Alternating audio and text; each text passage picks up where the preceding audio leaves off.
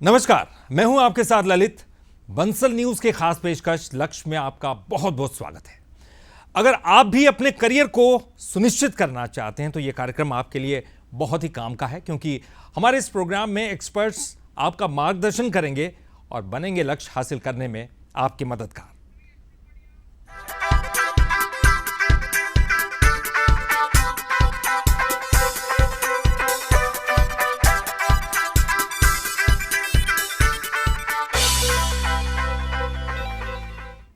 तो हमारे इस खास कार्यक्रम लक्ष्य में हम उन लोगों से आपको रूबरू कराते हैं जो शिक्षा के लिए बेहतर काम कर रहे हैं।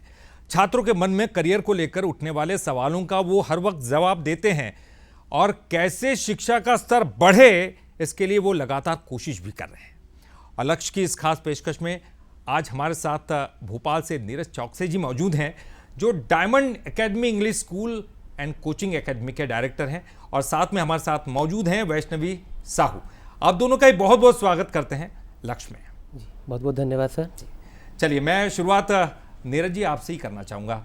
नीरज जी, आप इस प्रोफेशन में कब से हैं, कब से टीचिंग कर रहे हैं, और ख़ासकर आपने कोचिंग इंस्टीट्यूट खोलने का निर्धारण कैसे किया और क्यों किया? सबसे पहले तो सर आपके समस्त दर्शकों को मेरा नमस्कार, और आज से शुरू हुई बोर्ड एग्ज़ाम के लिए भी मैं सभी बच्चों को शुभकामनाएं देता हूं।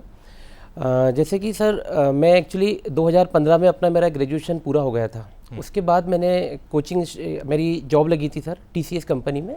मैं अपने पर्सनल कारणों से वहाँ जाने में असमर्थ रहा, और उसके बाद फिर मैंने ये मन बनाया कि नहीं, मुझे तो भाई टीचिंग फील्ड में मुझे करना है। बट ऐसा कुछ वो नहीं था कि मुझे टीचिंग में जाना है, बस एक अपने शौक़ के लिए मैंने स्टार्ट किया।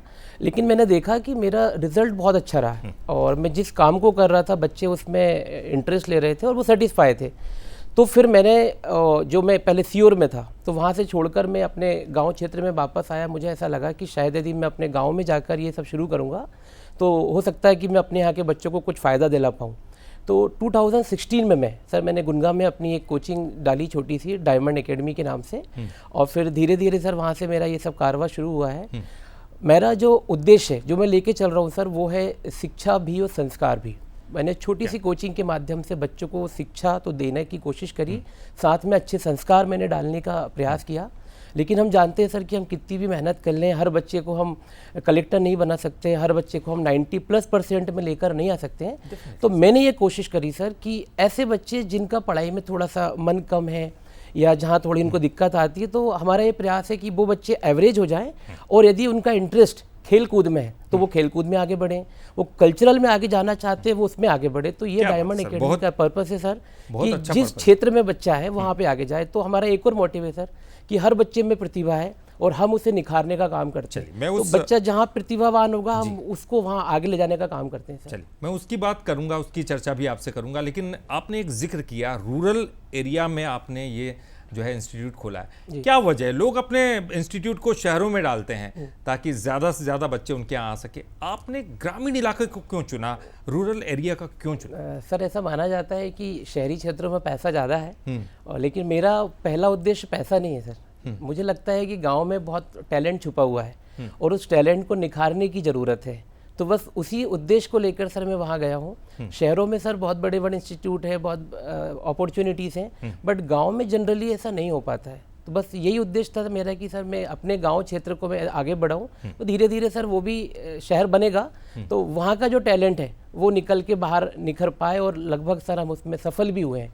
और आगे भी मेरा यही प्रयास है कि हम चाहे पढ़ाई के क्षेत्र में हो चाहे खेलकूद के क्षेत्र में हो, वहाँ पे जो प्रतिभा छुपी है मैं उसे जरूर निकाल के बाहर लेकर आऊँगा सर। यानी कि आप स्पोर्ट्स की भी बात कर रहे हैं, कल्चरल एक्टिविटीज़ की बात कर रहे हैं, तो ये दोनों चीज़ें भी आपके कोचिंग, मतलब आप पूरा पैकेज दे रहे हैं क्या बच्चों को? हाँ बिल्कुल सर, एक्चुअली ये सब मेरी तरफ से सर फ्री ऑफ कॉस्ट रहता है। बस मैं जो भी सर, जैसे पढ़ाई तो सर नंबर 1 पर है, उसके बाद यदि बच्चे का इंटरेस्ट खेल में है, तो मैं बताना चाहूँगा सर मेरे यहाँ की जो खो खो की टीम है अभी डिस्ट्रिक्ट लेवल पे तक गोल्ड मेडल जीती हुई है सर। इसके अलावा सर जैसे जो बच्चे बोलने में बहुत अच्छे हैं उनको जैसे सर साइंस एग्जीबिशन वगैरह ऐसी चीज़ों में हम लेके जाते हैं, कहीं डांस और इस तरीके की जो एक्टिविटी होती है, कल्चरल प्रोग्राम होता है। तो मैंने जैसे शुरू में कहा सर कि हर बच्चे में प्रतिभा है और उसकी प्रतिभा को हम जहाँ भी कोशिश होती है वहाँ जैसे निखरने का जो बात है उसको निखारने का हम प्रयास करते थे। बहुत बढ़िया सर। चलिए अब मैं वैष्णवी का रुख करूंगा। वैष्णवी, कुछ अपने बारे में बताइए, कौन सी क्लास में है, कौन से सब्जेक्ट आपके हैं? सर पहले तो मैं बंसल न्यूज़ का धन्यवाद करना चाहूँगी, उसने मुझे ये अपॉर्चुनिटी दी। सर मेरा नाम वैष्णवी साहू है, मैं आपका क्लास भी बहुत बहुत धन्यवाद, आप यहाँ पर आई। सर, मैं बच्चों का मार्गदर्शन भी होगा उससे। सर मैं क्लास 11th की छात्रा हूँ और मेरा सब्जेक्ट PCM है। जी, अच्छा वैष्णवी, कहाँ आपको लगा कि कोचिंग की ज़रूरत है? आप तो स्कूल में भी जाती हैं, क्यों लगा आपको कि कोचिंग में जाना चाहिए? यस सर, मैं स्कूल में जाती हूँ। सर स्कूल में बहुत से स्टूडेंट होते हैं, उनके भी डाउट होते हैं सर, और स्कूल में डाउट सही से क्लियर नहीं हो पाते हैं, इसलिए मुझे लगा कि मुझे कोचिंग जाना चाहिए, और सर कोचिंग की प्रिपरेशन बहुत अच्छे से करवाते हैं। जी, और क्यों ये सोचा कि आपको डायमंड कोचिंग ही जाना चाहिए?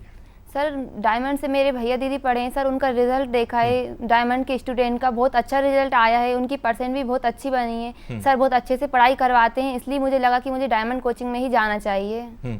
और ये जब आपने डायमंड कोचिंग क्लास में जाना शुरू किया, आपको लगा कि आपके पढ़ाई के स्तर में बदलाव हो रहा है, कुछ फर्क महसूस किया आपने? यस सर, मैंने 1 दिन देखा, 2 दिन देखा, सर ने बहुत अच्छी पढ़ाई करवाई, बहुत अच्छे से हमारे समझ में आई, इसलिए हमें लगा।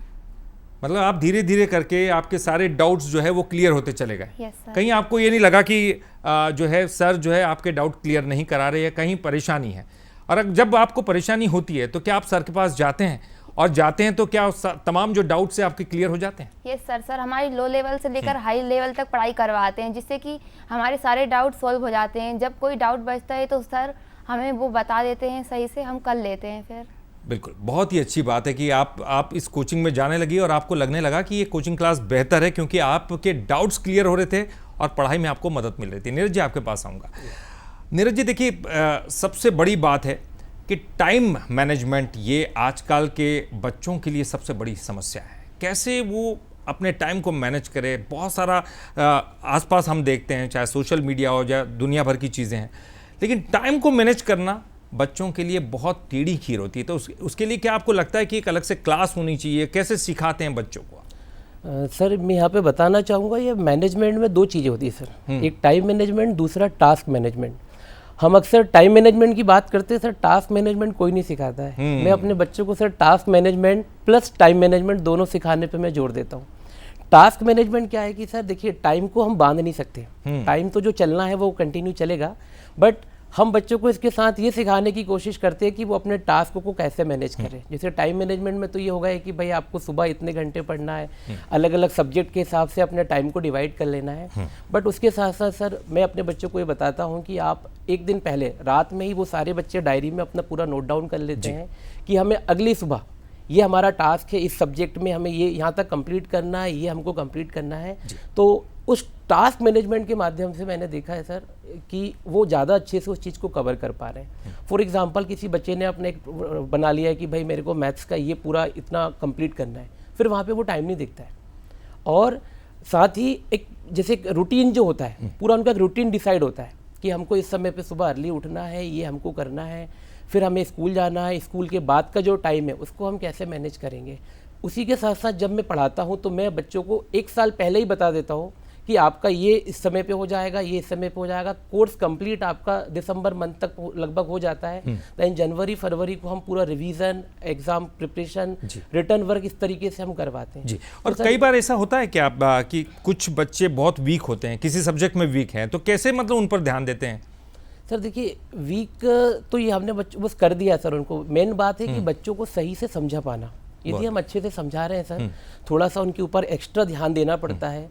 और घर पे वो क्या कर रहे हैं, घर की एक्टिविटी को थोड़ा हमको ध्यान देना पड़ता है। जैसे सर टीचर तो सारे अच्छे ही पढ़ाते हैं, हमने पढ़ा दिया है, बट बच्चा सेल्फ स्टडी कर रहा है कि नहीं कर रहा है। तो मेरा ये मानना है सर, यदि बच्चा सेल्फ स्टडी पे ध्यान दे रहा है और एक टीचर क्लास में अच्छे से पढ़ा रहा है तो सर फिर वीक होने का कोई सवाल नहीं उठता सर। जी बिल्कुल। वैष्णवी, आपको लगता है कभी कि टाइम कम पड़ रहा है, एग्ज़ाम तो बहुत नज़दीक है, कैसे प्रिपेयर करेंगे? स्कूल में भी टाइम देना है, ट्यूशन और कोचिंग में भी टाइम देना है, उसके बाद घर पे भी सेल्फ स्टडी करनी है, कैसे आप टाइम मैनेजमेंट करती हैं? जी सर, हमें सर ने टाइम टेबल बनवाया है, उसी के हिसाब से करते हैं। सुबह 4 या 5 बजे उठते हैं, सुबह सेल्फ स्टडी करते हैं और फिर वॉक करते हैं थोड़ा, फिर कोचिंग जाते हैं, स्कूल जाते हैं। ऐसे सर ने हमें टाइम मैनेजमेंट करना सिखाया है, इससे हमें पढ़ाई में भी कोई दिक्कत नहीं आती, सही से टाइम मैनेजमेंट हो जाता है सारा। कोई दिक्कत अब तक नहीं आई आपको? Yes sir. जी नीरज जी, चूँकि बच्चों के पेरेंट्स जो हैं सबसे पहले वो टेंशन में होते हैं कि बच्चों को किस तरह से किस करियर में डाला जाए। आपके पास जब आते हैं पेरेंट्स और वो कहते होंगे कि इंजीनियर बनाए, डॉक्टर बनाए, क्या करें, किस करियर में जाएं, कहाँ अपॉर्चुनिटीज़ ज़्यादा हैं, कैसे आप उनको टैकल करते हैं, कैसे उनको समझाते हैं? सर यहाँ पे एक छोटा सा प्रोग्राम मैं अपने यहाँ पे रखता हूँ जिसको हम कैरियर काउंसलिंग और गाइडेंस बोलते हैं। तो वहाँ पे सर सारे बच्चों को मैं बिठाकर जो भी वहाँ पे अटेंड करते हैं उनको हम सारी चीज़ें जो भी है सब्जेक्ट से रिलेटेड हुई या उनके कोई डाउट्स हैं या हम जॉब अपॉर्चुनिटी की बात करें, ये सारी चीज़ें हम उनको बताते हैं। उसके बाद सर उनको ये बताया जाता है कि अब आप बच्चों आप देखिए कि आपका इंटरेस्ट किस ओर है, जहाँ आप अच्छे से कर सकते हैं, आपको इंटरेस्ट किधर लगता है, क्योंकि सर सारी चीज़ें अच्छी होती हैं। हम ये नहीं बोल सकते कि आप डॉक्टर बनिए या वो डॉक्टर बहुत अच्छा कर रहा है या इंजीनियर बनिए, नहीं, उनका जहाँ इंटरेस्ट होता है। बट प्रॉब्लम क्या होती है सर कि गांव के बच्चों को खास तौर से पता नहीं होता है कि हम ये बायो सब्जेक्ट ले लेंगे तो आगे फिर क्या होना है, क्या अपॉर्चुनिटीज़ हैं, मैथ्स ले लेंगे तो क्या होना है, या हमको किसी गवर्नमेंट जॉब की प्रिपरेशन करना है तो क्या होना है। तो वो सारी चीज़ें जब उनको एक बार बता दी जाती हैं, कई बार सर हम अलग अलग एक्सपर्ट्स को अपने स्कूल में बुलाते हैं जिनके माध्यम से उनका हम गाइडेंस करवाते हैं। फिर ये हम शहर के बच्चों को तो पता होता है, शहर के पेरेंट्स को भी पता होता है, लेकिन गाँव के बच्चों को और उनके पेरेंट्स को बहुत कम चीज़ें बिल्कुल सर। फिर हम सर बच्चों को स्वतंत्र कर देते हैं कि अब आप खुद डिसीजन लीजिए कि बेटा आप कहाँ पे अच्छा कर सकते हैं, किस चीज़ में आप इंटरेस्ट है, और फिर उसके हिसाब से फिर आगे हम उनको गाइड करते हैं सर।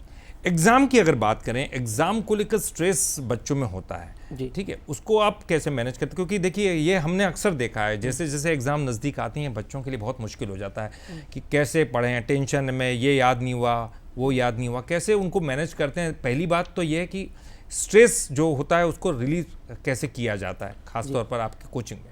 सर बच्चों का कोर्स टाइम पे कंप्लीट हो जाए, और एग्जाम में क्या होता है सर, बच्चा जाके लिखता है और लिखने की हैबिट सर आप करवा दीजिए पहले से। मतलब जैसे आपका कोर्स टाइमली कंप्लीट हो गया, आप अगेन एंड अगेन टेस्ट लीजिए उनके, यानी कि मॉक टेस्ट जिसको हम कहते हैं। यस बिल्कुल बिल्कुल, उसकी इंपॉर्टेंस है बहुत। बिल्कुल सर, मॉक टेस्ट हो गए और आप चैप्टर वाइज रिवीजन, जैसे सर मेरा स्कूल भी है तो हम लोग पर हर मंथ यूनिट टेस्ट हम लोग रखते हैं। बच्चे ने 2 चैप्टर कंप्लीट किया है तो 2 चैप्टर को अच्छे से प्रिपेयर करेगा, उसका डीप नॉलेज लेगा, उसका टेस्ट देगा, देन फिर अगले 2-3 चैप्टर का, फिर अगले 2-3 चैप्टर का, इसको सर हम जैसे यूनिट टेस्ट बोलते हैं।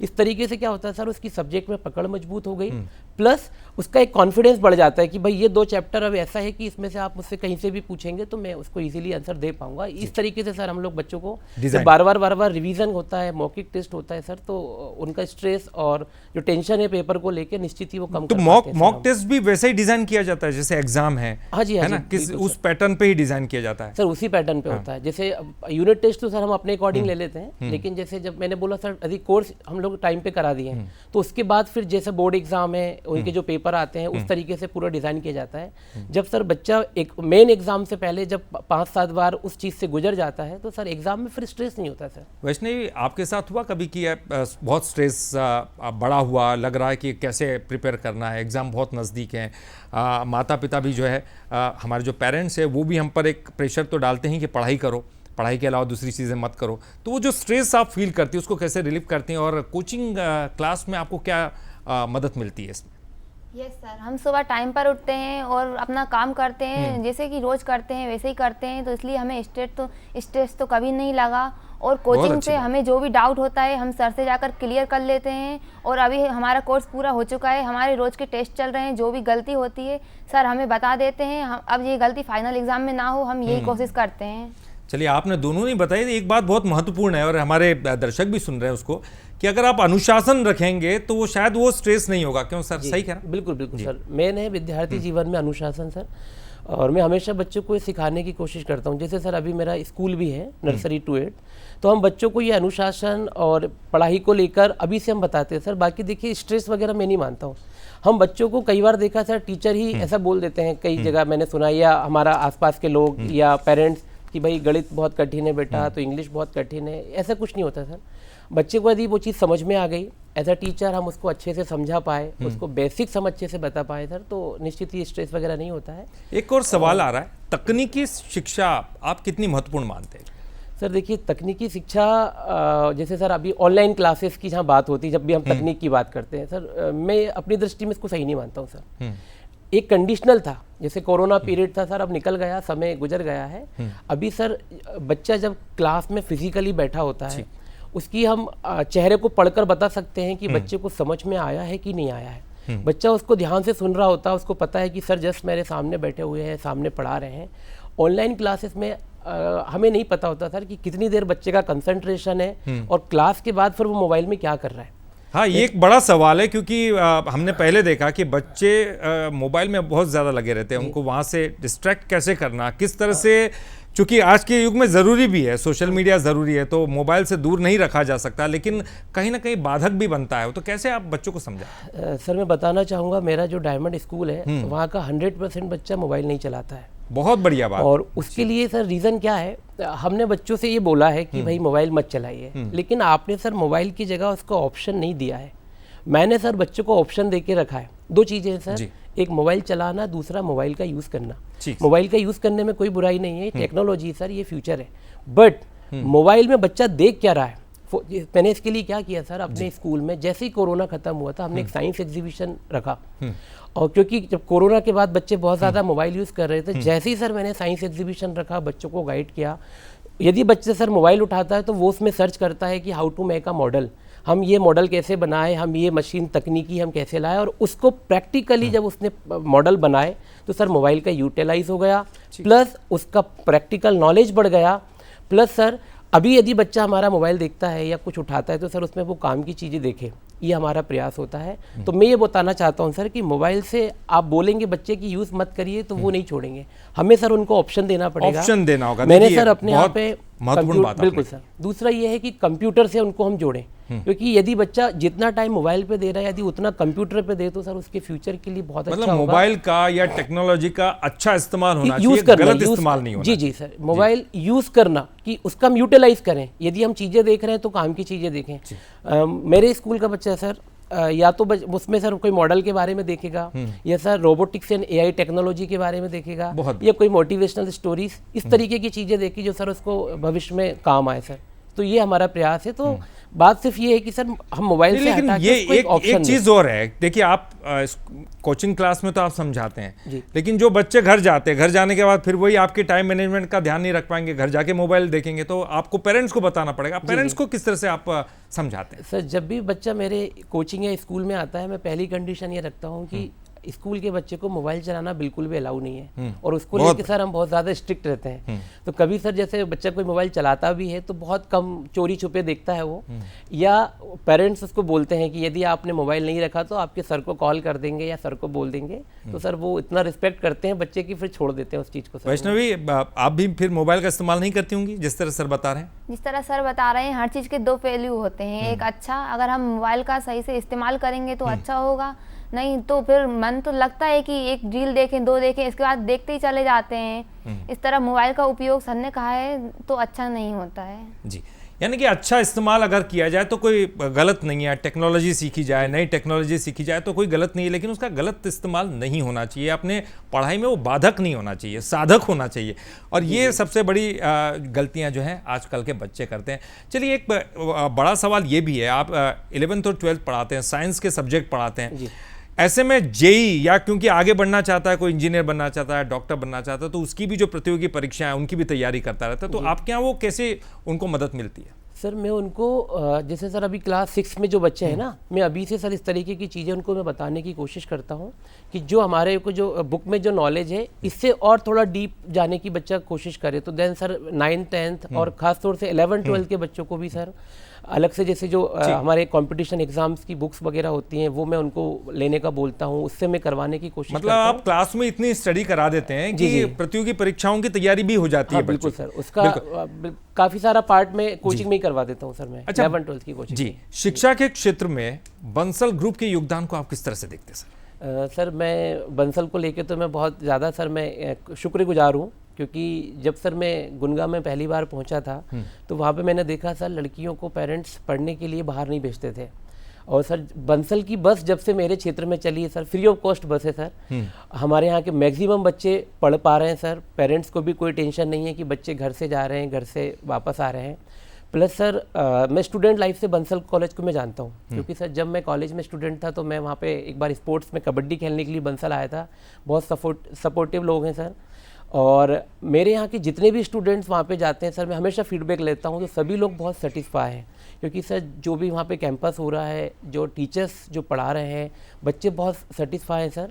प्लस जिस पर्पज़ से जैसे वहाँ गए, एक बहुत सेफ़ इन्वायरमेंट है सर। कभी भी हमारे यहाँ जो भी गर्ल्स खास तौर से स्टूडेंट हैं, उनको कभी किसी प्रकार की कोई शिकायत का मौका नहीं आया है। प्लस सर अभी बंसल ग्रुप जो भी काम कर रहा है, अभी कुछ टाइम पहले सर एक प्रोग्राम में और हमें शामिल होने का मौका मिला था। निश्चित ही सर वो एक हम जैसे टीचर्स को, प्राइवेट स्कूल के खासतौर से टीचर्स को बहुत वहाँ पे मोटिवेशन मिला, बहुत अच्छा गाइडेंस मिला। तो मैं मानता हूँ सर कि बिल्कुल बंसल का बहुत बड़ा योगदान है। और आने वाले समय में भी निश्चित ही ये हम जैसे प्राइवेट स्कूल्स को, कोचिंग सेंटर्स को और ख़ास तौर से हमारे बच्चों को जो वहाँ एक उम्मीद लेके पढ़ने जाते हैं, उनके लिए बहुत अच्छा कर पाए। मुझे ऐसा पूरा विश्वास है सर बंसल ग्रुप के ऊपर। वैष्णवी, आप कुछ कहना चाहेंगे? यस सर, एक बंसल की जो स्कॉलरशिप फैसिलिटी है वो बहुत अच्छी है, जिससे कि गरीब बच्चे हैं वो भी इसमें पढ़ सकते हैं। और बस वाला, जैसा कि सर ने बताया है, ये गांव के क्षेत्र में भी जाती है, तो वहाँ से भी लड़कियाँ पढ़ने के लिए आ सकती हैं। सर अगर मैं इंजीनियरिंग करूँगी तो मैं ज़रूर इस कॉलेज में आना चाहूँगी। आप यहाँ पढ़ना चाहेंगे? यस सर जी। नीरज जी, आपसे एक आखिरी सवाल पूछ लेते हैं। क्या कुछ कहेंगे आप, एक आखिरी संदेश स्टूडेंट्स के लिए, पेरेंट्स के लिए जो हमारा ये कार्यक्रम देख रहे हैं? जी सर, मेरा तो बस हमेशा से एक ही संदेश ये है कि हर व्यक्ति अपने काम को ईमानदारी से करे, मतलब कर्म ही पूजा है। मैं एक टीचर हूँ सर, मैं बहुत अच्छे से बच्चों को पढ़ाऊँ, ईमानदारी से मेहनत करूँ। स्टूडेंट्स को सर ईमानदारी से पढ़ना चाहिए। अभी उनकी पढ़ने की उम्र है, इस उम्र में सिर्फ उनको अपनी पढ़ाई पर, अपनी स्टडी पे फोकस करना चाहिए। आप जो काम कर रहे हैं सर, आप अपने काम को अच्छे से करें। पेरेंट्स की जो ड्यूटी है सर, वो टाइम से उसको निभाएं। और ये जो समय है, जो भी स्टूडेंट्स, मेरी इस बात मैं उनको तक पहुंचाना चाहूँगा कि सर ये कभी समय लौट कर नहीं आएगा। आप आज अच्छे से पढ़ाई करेंगे, आप इस टेक्नोलॉजी का यूज़ करेंगे, ख़ास तौर से सर मोबाइल। मैं हमेशा से बच्चों को मोबाइल से दूर रहने का बोलता हूँ। हाँ, मोबाइल का यूज़ करने से मना नहीं है, बट मोबाइल में फालतू चीज़ें ना देखें। और इस समय जिसका जो काम है सर, हम अपने काम को ईमानदारी से करें। एज अ टीचर मैं ईमानदारी से पढ़ाऊँ, एज अ स्टूडेंट बच्चों को ईमानदारी से पढ़ना चाहिए। बहुत अच्छी बात की। एक आखिरी सवाल रहा, वैष्णवी आप कुछ बताना चाहेंगी? यस सर, मैं कहना चाहूँगी कि सर का कहना बिल्कुल सही है। ऑनलाइन पढ़ाई भी सही नहीं है, क्योंकि उसमें जो डाउट होता है वो सही से क्लियर नहीं हो पाता, कुछ नेटवर्क इश्यूज भी होते हैं। और बात रही ऑफलाइन की, तो हम सर से क्लास में ही जो डाउट होता है वो क्लियर कर सकते हैं और उस पर कोई प्रॉब्लम भी नहीं होती। चलिए, बहुत बहुत शुक्रिया नीरज जी, आपका भी, वैष्णवी जी आपका भी। और निश्चित तौर पर आपने जो भी मार्गदर्शन हमारे दर्शकों को दिया है उनको बहुत काम आएगा। और चलिए, इसी के साथ हमारी इस खास पेशकश लक्ष्य में फिलहाल के लिए इतना ही। इजाज़त दीजिए, नमस्कार। और ताज़ा अपडेट के लिए बंसल न्यूज़ के साथ बने रहिए।